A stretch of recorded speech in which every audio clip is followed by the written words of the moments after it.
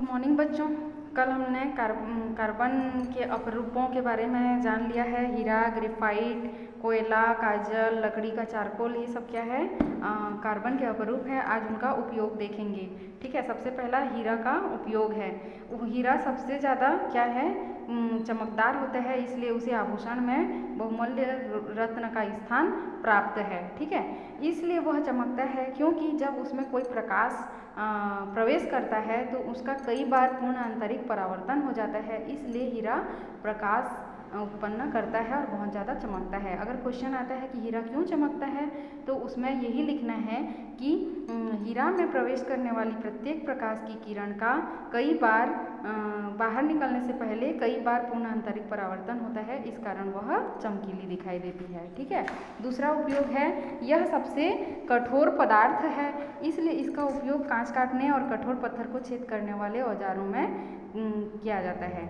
देखो, हीरा बहुत ज़्यादा कठोर होता है और उसको इस प्रकार बनाया जाता है कि वो धारदार बन जाए। आप लोग फिल्मों में देखा होगा कि हीरा खा देने से आदमी की मौत हो जाती है। क्यों होती है पता है आप लोग? क्योंकि हीरा बहुत तेज धारदार होता है, वो शरीर के अंदर जाते ही सारे अंगों को काट देता है, इसलिए हीरा खाने के बाद किसी की भी मौत हो सकती है। ठीक है, शल्य चिकित्सा के उपकरणों में भी हीरे का उपयोग किया जाता है। देखो, वही बात आ गई, चाकू में मतलब अंगों को काटने के लिए, चीरा लगाने के लिए उसमें हीरा लगाया जाता है ताकि वो आसानी से कट जाए। ठीक है, उसके बाद है ग्रेफाइट। ग्रेफाइट का यूज़ पेंसिल के लेड बनाने में, इसको तो जान ही रहे हैं। इसका गलनांक बहुत ही उच्च होता है। ठीक है, क्या क्या होता है, उच्च गलनांक। उच्च माने वह बहुत ही ज़्यादा ताप लेकर ही गलता है, इसलिए इसका अतः उच्च ताप सह क्रूसिबल बनाने में इसका उपयोग किया जाता है। छोटा पात्र बनाने में इसका उपयोग किया जाता है ताकि वो न गले। ठीक है, विद्युत कुचालक होने के कारण इलेक्ट्रोड के रूप में इसका उपयोग करते हैं।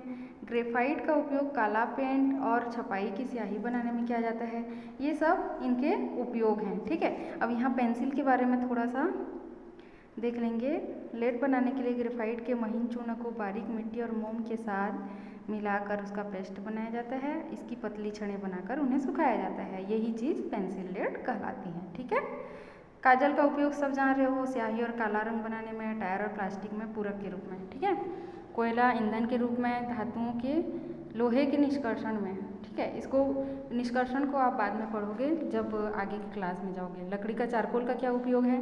छिद्रित होने के कारण इसका उपयोग गंध के अवशोषण के लिए किया जाता है और शक्कर को रंगहीन बनाने में तथा तेल तथा वसा को रंगीन अशुद्धियों को हटाने में चारकोल का उपयोग किया जाता है। मतलब चारकोल जो होता है काला होता है, तो तेल या वसा में कोई रंगीन अशुद्धियाँ होता है तो उसमें जब चारकोल मिलाया जाता है तो वो उस अशुद्धियों को अब्जॉर्ब कर लेता है और वो शुद्ध हो जाता है। ठीक है, यहाँ पे कुछ क्वेश्चन आंसर दिए हैं।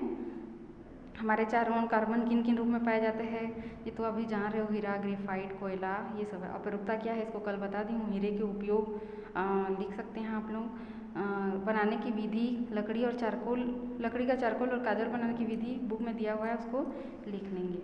ठीक है, अब है कार्बन की उपस्थिति कहाँ कहाँ होती है। ठीक है, यह एक अधात्विक तत्व है और इसके कई अपरूप पाए जाते हैं, जान ही रहे हैं। और यह जंतुओं और वनस्पतियों दोनों में उनका महत्वपूर्ण अवयव होता है।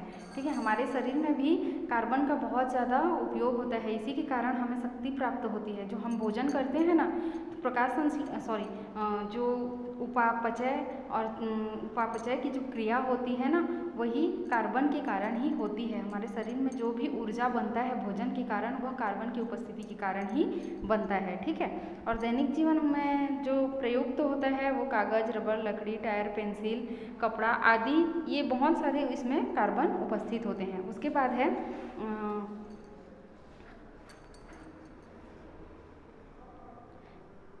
कार्बन बहुत से यौगिकों के रूप में पाया जाता है संयुक्त अवस्था में, जैसे कि कैल्शियम के साथ यह मिलके कैल्शियम कार्बोनेट बनाता है और कैल्शियम कार्बोनेट का उपयोग चूना पत्थर, खड़िया और संगमरमर के रूप में पाया जाता है यह प्रकृति में। ठीक है, जो चूना पत्थर होता है वो कैल्शियम कार्बोनेट होता है, खड़ी जो होता है वो भी कैल्शियम कार्बोनेट होता है, संगमरमर वो भी कैल्शियम कार्बोनेट होता है। भोजन में उपस्थित बहुत सारे घटक जैसे कार्बोहाइड्रेट, वसा, प्रोटीन, विटामिन आदि में महत्वपूर्ण यौगिक होते हैं जिनसे शरीर को कार्य करने के लिए ऊर्जा प्राप्त होती है। इसी के कारण हमें क्या होता है, भोजन करने के बाद ऊर्जा मिलती है। ठीक है, और उसके बाद है कार्बन और हाइड्रोजन से मिलकर ना अलग अलग अनुपात में संयुक्त होकर हाइड्रोकार्बन बनाता है। ये सबसे हाइड्रोकार्बन एक बुक है, इतना बड़ा है कार्बन का बहुत ज़्यादा उपयोग है। ठीक है, तो हाइड्रोकार्बन किसे कहेंगे, कार्बन हाइड्रोजन से अलग अलग अनुपात में संयुक्त होकर हाइड्रोकार्बन बनाता है। ठीक है, मीथेन, एथेन आदि बनाता है। प्राकृतिक गैस, रसोई गैस, गोबर गैस, पेट्रोल, डीजल, मिट्टी का तेल, ये सब हाइड्रोकार्बन के रूप में कार्बन इसमें उपस्थित होता है। ठीक है, अब है दहन किसे कहते हैं। दहन किसे कहेंगे, किसी भी पदार्थ को जलाने पर या जो पदार्थ जलता है उसमें ऊष्मा, प्रकाश या दोनों उत्पन्न होता है, इस अभिक्रिया को दहन कहते हैं। तो जलने की क्रिया को दहन कहते हैं। समझ में आया? कोई भी चीज़ को जलाएंगे तो उसमें पक्का है प्रकाश उत्पन्न होगा, ऊष्मा उत्पन्न होगा या दोनों उत्पन्न होंगे, तो यही क्रिया क्या कहलाती है, दहन कहलाती है। ठीक है, अब दहनशील पदार्थ और अदहनशील पदार्थ किसे कहेंगे, जो पदार्थ जलते हैं उन्हें दहनशील पदार्थ और जो पदार्थ नहीं जलते उन्हें अदहनशील पदार्थ कहते हैं। ठीक है, यहाँ पे एक छोटा सा क्रियाकलाप दिया गया है लेकिन हम लोग नहीं किए हैं। आप लोग शायद, अभी दिवाली आ रही है, एक लंबा सा तार आता है, रोशनी जिसको बोलते हैं, उसको जलाने से बहुत ज़्यादा क्या उत्पन्न होता है, प्रकाश उत्पन्न होता है और उसका राख उत्पन्न होता है, यही अभिक्रिया है।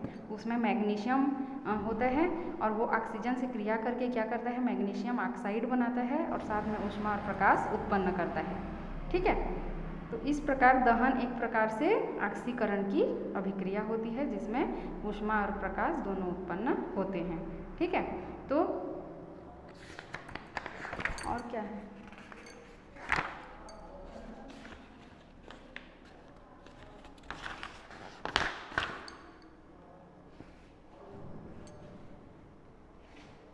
दहन के लिए क्या है आवश्यक, वायु है, इतना जान लेना। ठीक है, यहाँ देखो एक क्रियाकलाप दिया गया है, एक मोमबत्ती है, जल रहा है। ठीक है, उसको क्या किए हैं, एक में ढक दिए हैं। ठीक है, इसमें इधर से खुला छोड़ दिया गया है लकड़ी की सहायता से और इसको, ये गिलास को पूरा ढक दिया गया है और इसको भी ढक दिया गया है। तो यहाँ पे ऑक्सीजन अंदर से जा रही है तो ये जल रही है और यहाँ पे ऑक्सीजन ख़त्म हो गई तो इसलिए यह नहीं जल रही है। मतलब कहने का अर्थ यह है कि दहन के लिए वायु जरूरी है। इसीलिए तो आपने कभी सोचा है कि हमारे जो घर में जो गैस जलता है, वो टंकी से जो गैस आता है हम उसको जलाते हैं तो वो ऊपर जल के वो पाइप से होते हुए पूरा टंकी तक पहुंच के विस्फोट क्यों नहीं होता?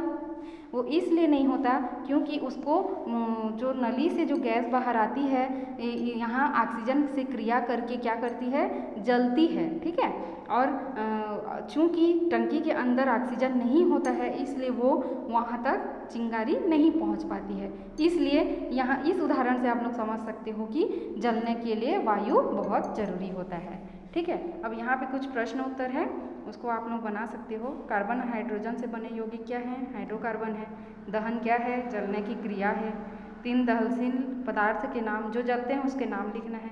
पटाखा और ईंधन को सार्वजनिक वाहनों में लेकर जाना क्यों प्रतिबंधित है, इसको आप लोग सोच के लिखना।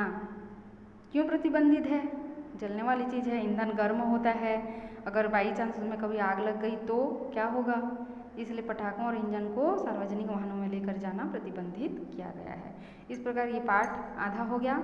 आगे हम जितना भी है उसको नेक्स्ट क्लास में पढ़ेंगे, कंप्लीट हो जाएगा अगले क्लास में। फिर इस चैप्टर का क्वेश्चन आंसर मैं बता दूँगी। ठीक है।